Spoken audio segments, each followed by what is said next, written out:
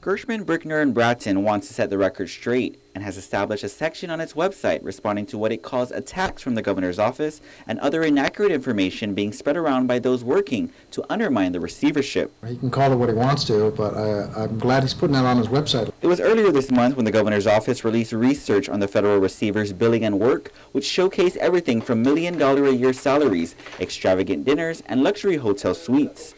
The governor's chief policy advisor, Arthur Clark, says all the information released by the administration wasn't made up, rather taken from invoices submitted to the courts or from the GBB website. I hope the public will go beyond, just the surface of the statements coming out of GBB and actually get into the documents, because that's where we went and got all the information to show that, the receiver is not being very open or transparent with the information he's sharing with the public. GBB continues to defend itself, saying all travel expenses of the receiver, along with meals and the cost of all hotels and other accommodations on Guam, are within federal guidelines and allowable with federal per diems.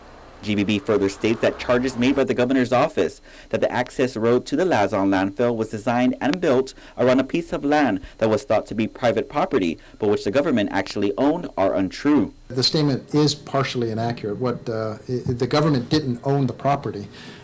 We condemned the property. So the point is, we could have condemned less property if we didn't have to go around this non-existent boundaries. This is what they thought the boundary was, when in fact this is what the actual boundary was.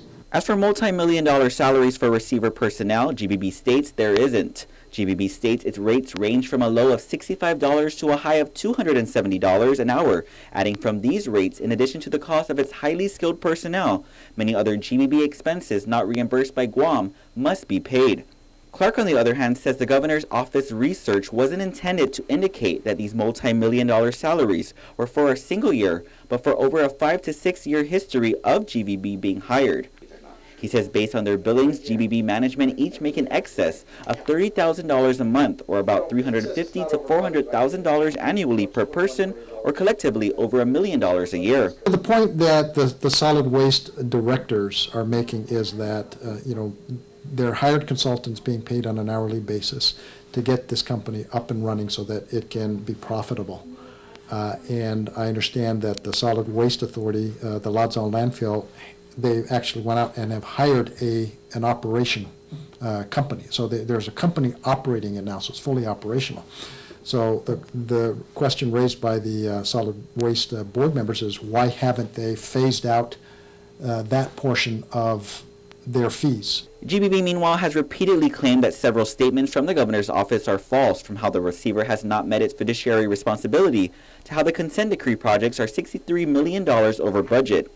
And while the GBB accuses Clark of leading the effort to undermine the receivership, he says that isn't so. When GBB comes out and issues these releases, without any supporting documentation, without any supporting quotes, all we do is we illuminate the fact that there's a Tennessee two-step going on here, okay, and that we want people to actually look at the facts. GBB, however, says it will continue to update its website and respond with the truth when new attacks occur. Reporting for Guam's News Network, I'm Ken Quintaniza.